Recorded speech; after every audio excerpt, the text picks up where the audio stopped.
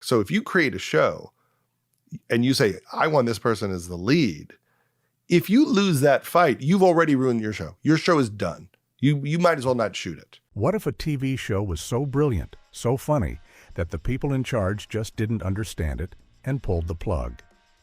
One high school show was a total masterpiece, but the network bosses were so clueless, they canceled it for a reason that will make your jaw drop.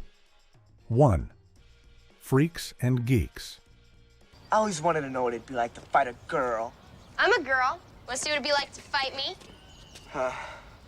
Weird sister has to protect them. If you ask people what the greatest TV show with only one season is, a lot of them will say Freaks and Geeks. This show, created by Paul Feig and produced by Judd Apatow, was set in the 1980s and was about two groups of high school kids, the burnouts or freaks and the nerdy geeks. It was hilarious, heartfelt, and more real than almost any other show about being a teenager. It also launched the careers of huge stars like James Franco, Seth Rogen, and Jason Segel. It was, by all accounts, a perfect show. So why in the world did it only last for 18 episodes? The reason is just baffling. The network, NBC, just did not understand the show at all. They had a huge fight with the creators over the smallest things. For example, they didn't want the main character, Lindsay, to be a straight-A student who starts hanging out with the freaks.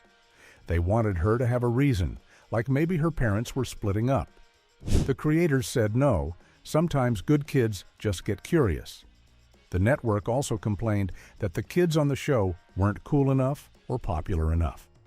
They wanted the geeks to get a win once in a while, but the showrunners insisted that in real life, the geeks usually lose. This battle between the artists and the suits led to the show getting moved around to different time slots, confusing viewers. In the end, the network gave up on a show that was maybe too honest and too brilliant for them to handle. It is crazy to cancel a show for being too realistic. But it's even crazier to cancel a show that was maybe the smartest and funniest comedy of its time, simply because people found it a little confusing. Second, Arrested Development. Job's girlfriend, Marta, had been nominated for a Daytime Desi, the award given for excellence in Spanish daytime television. Arrested Development is a name that every comedy fan knows and loves. The show followed the Bluths, a super-rich family who loses everything when the dad goes to jail for some shady business deals. It was up to the one sane son, Michael, to keep his crazy, selfish family together. The show was a work of genius. The jokes were incredibly smart, with running gags and callbacks that would pay off episodes or even seasons later. It was narrated by the famous director Ron Howard and had a cast that was just perfect. It won a bunch of Emmy Awards and critics said it was one of the best shows ever. But here is the kicker. While the critics loved it, a lot of regular viewers just didn't get it. The show didn't have a laugh track, so people didn't always know when to laugh. The humor was very fast and layered, and if you weren't paying close attention, you would miss half the jokes. The network, Fox, got nervous. They tried moving the show's time slot around to find an audience, but nothing worked. Ratings were terrible. Fox even cut the number of episodes in the third season before finally pulling the plug. A show that was winning awards for being the best comedy on television was canceled because it was too smart for its own good. Thankfully, years later, Netflix brought it back, but that original cancellation still stings. Being too smart is a weird reason to fail, but what about a show that was so simple and silly that the network thought people were too dumb to understand it? 3. Police Squad.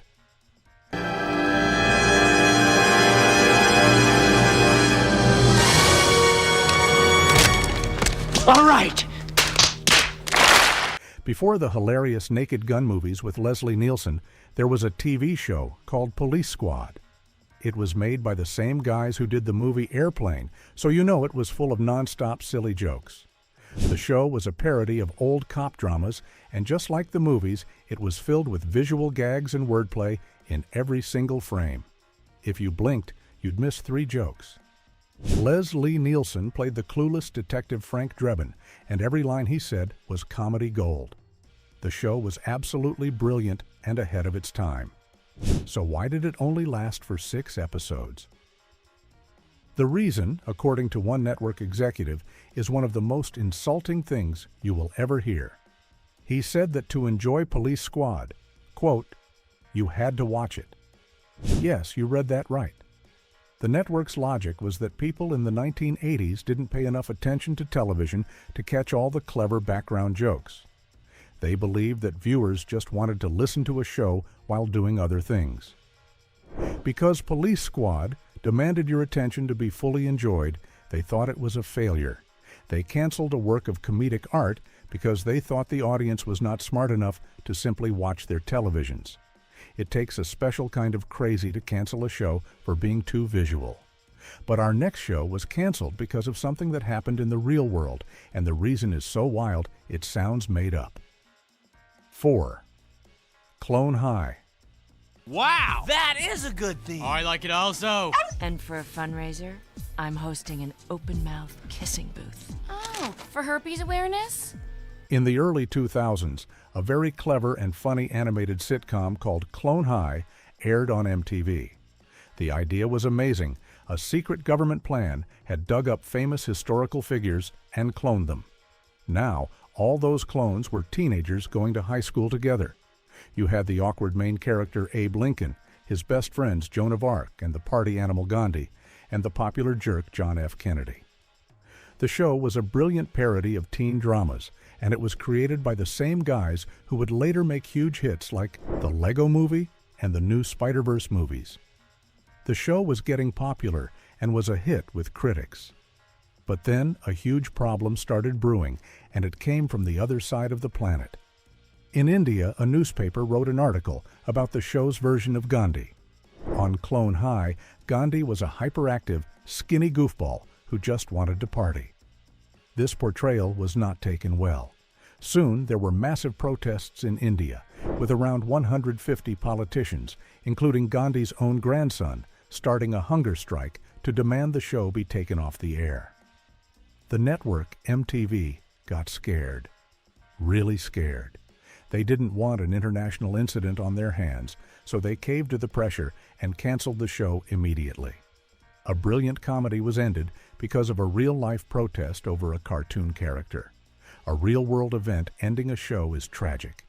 The next show on our list was also a beautiful, creative masterpiece that was taken down by a real-world event that shut down all of Hollywood. 5. Pushing Daisies. Hello. Hi. Sorry to disturb you, Mr. Gaswant, or Leonard. Do you prefer... Leo! Leo. Pushing Daisies was a show unlike any other on television. It looked like a fairy tale come to life, with bright colors and a whimsical style. The story was about a pie maker named Ned who had a magical ability. He could touch dead things and bring them back to life for 1 minute. If he touched them again, they were gone for good. He used his power to solve mysteries by asking victims who got rid of them. But here is the romantic twist. His childhood sweetheart, Chuck, was brought back to life by him, but now he could never touch her again, or she would be gone forever. It was a beautiful, funny, and incredibly romantic show. The show was a hit with critics and had a very passionate fan base. It seemed like it was going to be a long-running success. But then, in 2007, a disaster hit Hollywood. The Writers Guild of America went on strike. For 100 days, almost all writing for movies and TV shows stopped completely. Pushing Daisies had only finished about half of its second season when the strike hit. When the strike was finally over months later, it was too late. The momentum was gone. The network, ABC, decided it would be too expensive and difficult to restart production on such a visually complex show for just a few more episodes. Instead of bringing it back, they just aired the few finished episodes and announced its cancellation. A truly unique show was killed, not by bad ratings, but by a Hollywood labor dispute. Losing a show to a strike is bad luck. But our next show didn't have bad luck, it just had bad marketing. It was a genius comedy that the network had no idea how to sell. 6. Better Off Ted. I love you too, Daddy. I'm a dad, and I have a job, and I really like keeping those things separate, but today I can't. Better Off Ted was a sitcom that was way ahead of its time. It was a workplace comedy set at a giant, evil, and morally questionable company called Viridian Dynamics. The company made everything from uncomfortable office chairs to weaponized pumpkins. The main character, Ted, was a good guy in charge of a department that did terrible things, and he would often break the fourth wall to talk directly to the audience. The show was incredibly smart, sharp, and one of the funniest satires ever made. The writing was brilliant, and the cast, led by Jay Harrington and the amazing Portia de Rossi, was perfect. So why did a show this good fail so badly? Simple. Almost nobody knew it existed. The network, ABC, seemed to have no idea what they had. They failed to promote the show properly. The ads they did run were confusing and didn't capture the show's smart, sarcastic tone.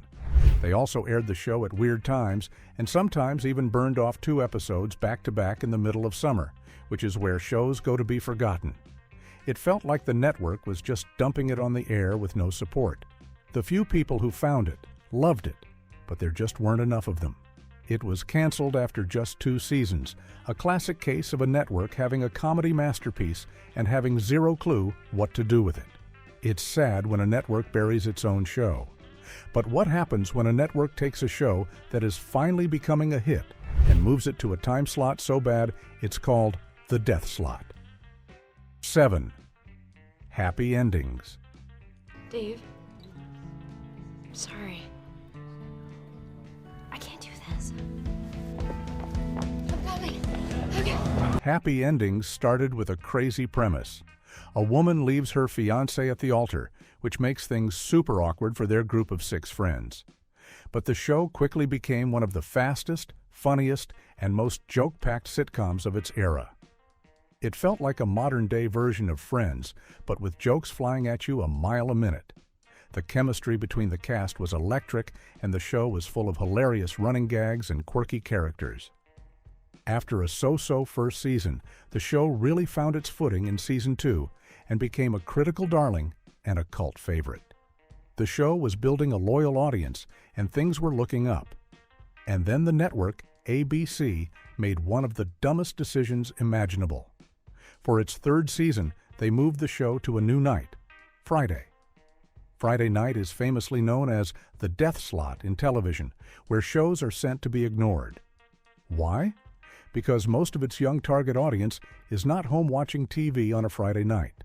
The ratings, predictably, dropped like a rock. The network had taken a show that was growing in popularity and actively sabotaged it by moving it to a time when no one would watch. Despite a massive fan campaign to save it, the show was canceled.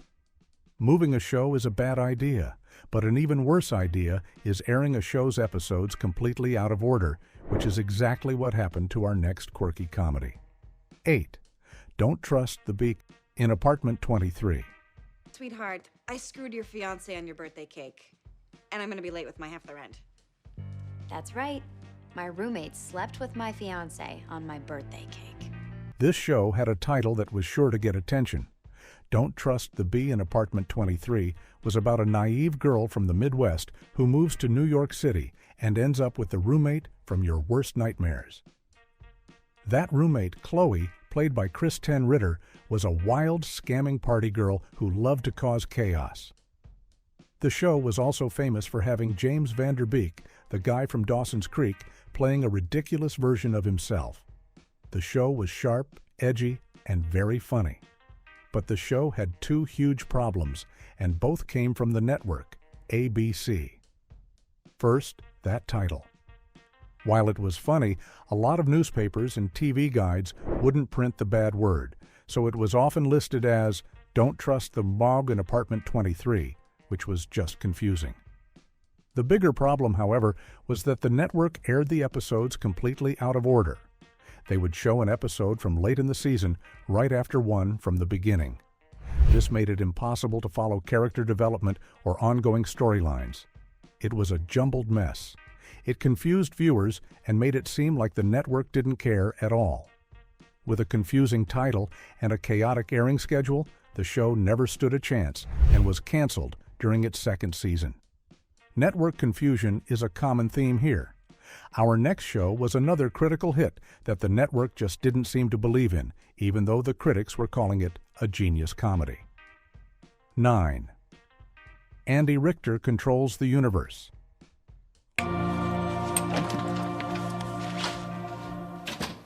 Okay, what the hell was that?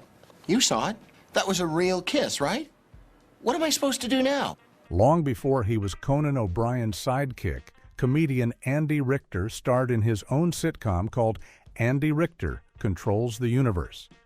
He played an aspiring writer living in Chicago, and the show followed his everyday life. What made it special was how it showed his thoughts. The show was full of surreal and hilarious cutaways and fantasy sequences that showed what was going on inside Andy's head. It was clever, inventive, and very different from anything else on TV at the time. The show was praised by critics, who loved its unique style and smart humor. Unfortunately, being loved by critics does not always mean you get good ratings. The show was on Fox, and while it had a small, dedicated following, it just wasn't a mainstream hit. The network didn't really give it a fair shot. They delayed its premiere and shuffled it around the schedule, making it hard for fans to find. The quirky single-camera style with no laugh track was still a bit new for audiences back in 2002. Fox lost patience with the low ratings very quickly and canceled it after its second season. It's a classic story of a show that was probably just a few years ahead of its time. Being ahead of your time is a tough break.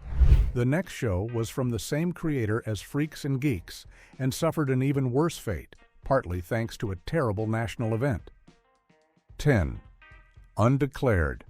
Okay, well, what do you think is gonna happen? She'll dump the guy, she'll feel like alone and saddish, and who's she gonna come to?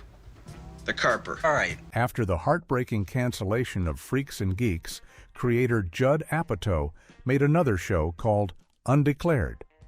This one was about a group of college freshmen navigating their first year away from home. Just like its predecessor, it was full of heart, humor, and honest moments about growing up. It had another amazing cast of future stars, including Seth Rogen, Jay Baruchel, and Charlie Hunnam. It was basically the college version of Freaks and Geeks, and it was just as brilliant. You would think the network would have learned its lesson, but no. The show premiered on Fox in September of 2001.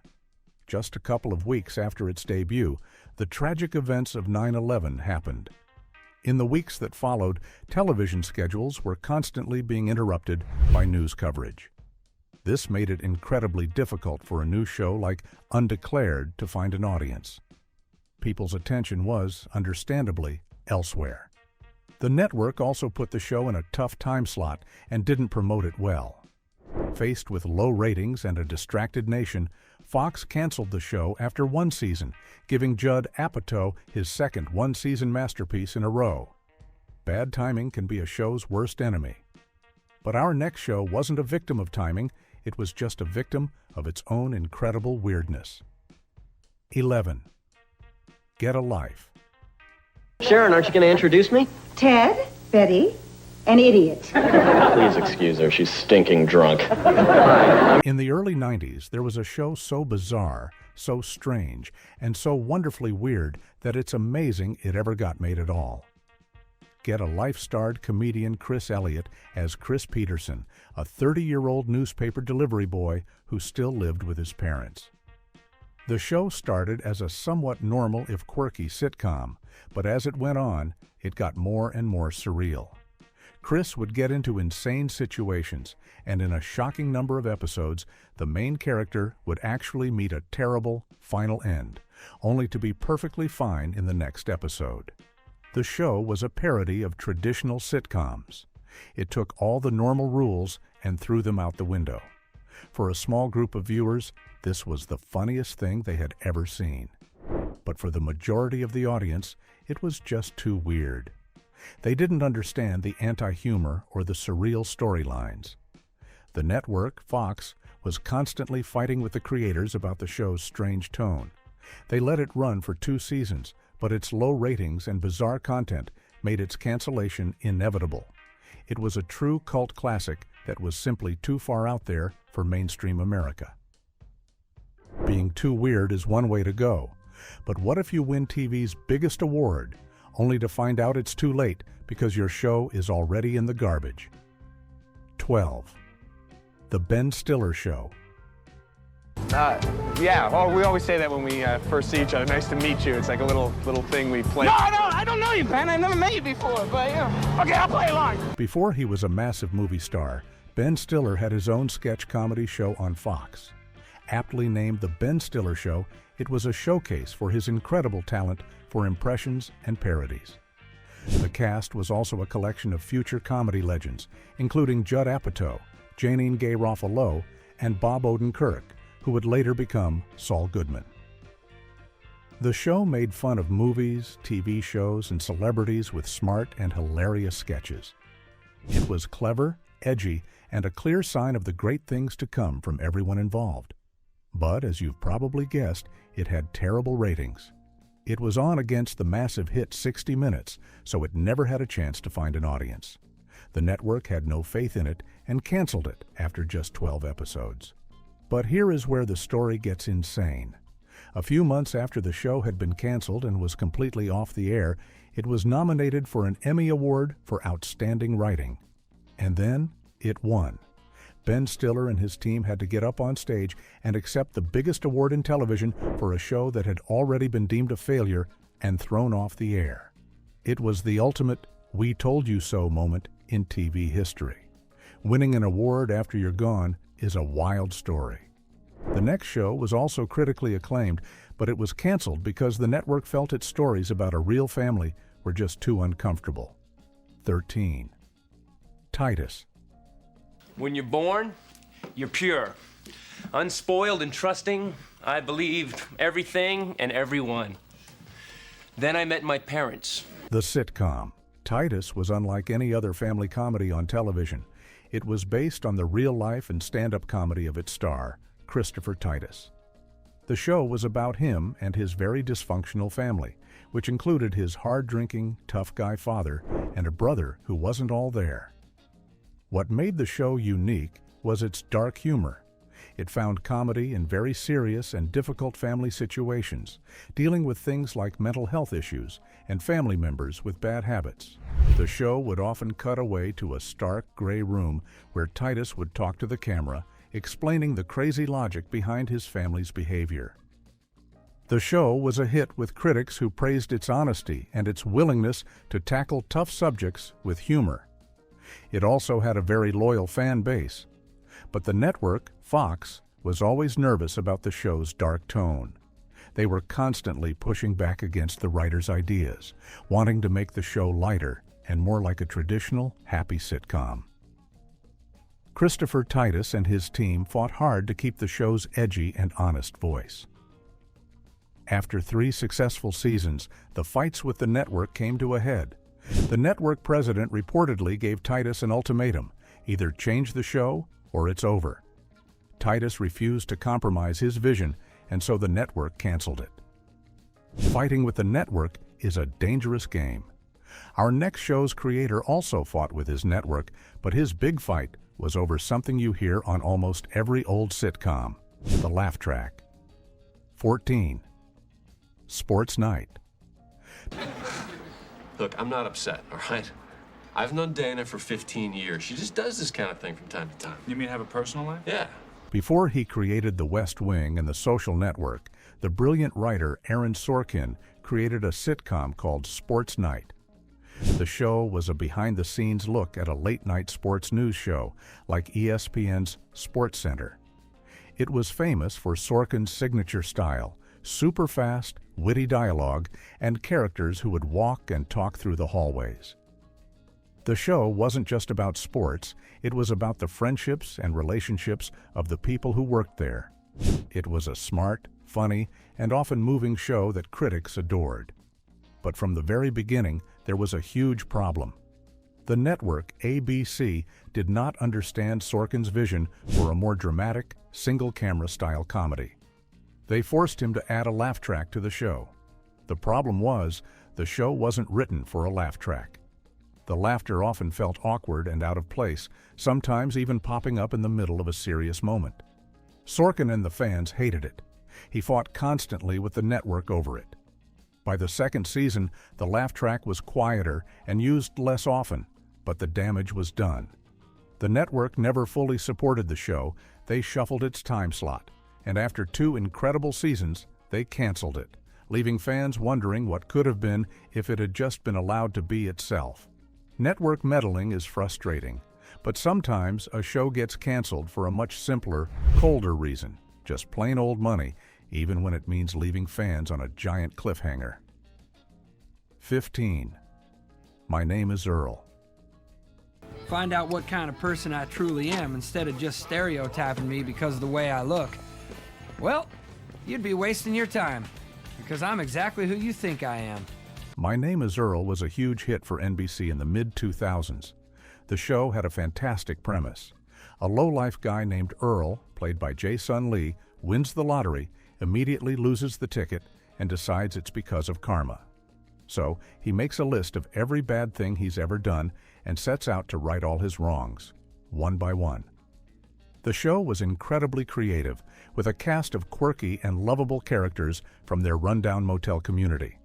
It was a heartwarming and hilarious show about a bad guy trying to be good. The show was a ratings success for 4 seasons. As the 4th season ended, it did so on a massive cliffhanger.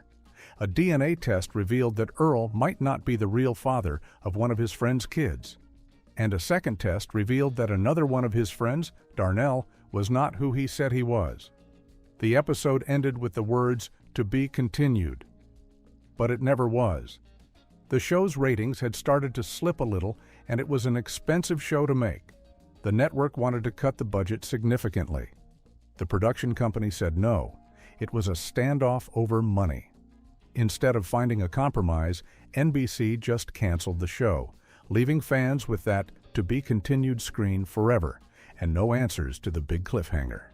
Being left on a cliffhanger is the worst.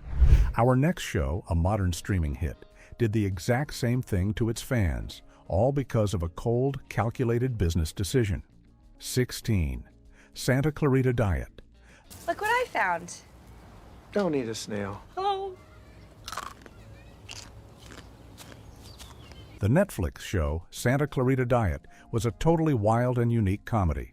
It starred Drew Barrymore and Timothy Olyphant as a married couple of real estate agents whose lives are turned upside down when the wife, Sheila, suddenly becomes a zombie.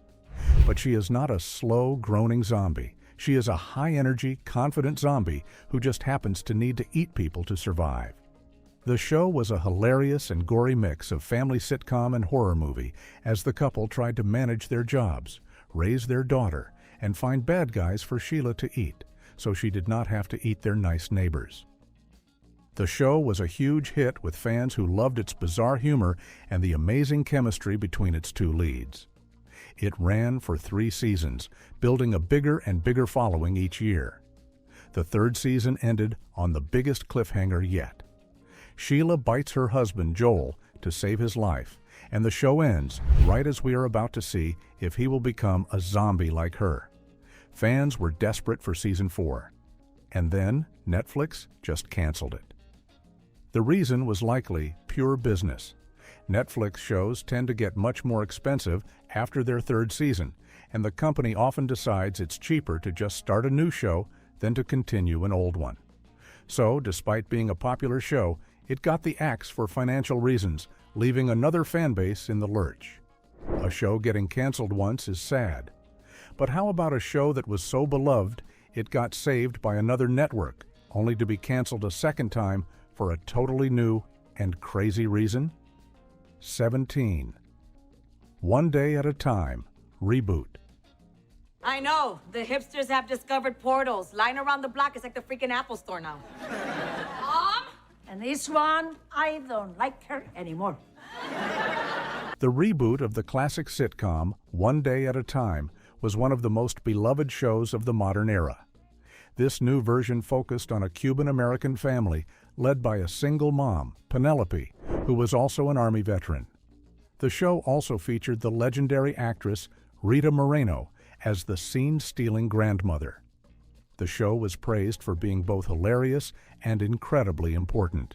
It tackled serious topics like mental health, immigration, and LGBTQ issues with so much warmth and heart. Critics loved it, and it had one of the most passionate fan bases on the internet. But the show had a tough road. It started on Netflix, but after 3 seasons, Netflix canceled it, claiming not enough people were watching. The fans were outraged and started a massive hashtag #SaveODAT campaign online. And it worked. A smaller network called Pop TV stepped in and saved the show, ordering a 4th season. It was a huge victory for the fans and the show. But then another disaster struck. After only a few episodes of the new season had been made, the world was hit by the pandemic in 2020. Production had to shut down. The network tried to keep it alive by making a special animated episode, but the momentum was lost. The small network couldn't survive the new reality, and the show was canceled for a second and final time.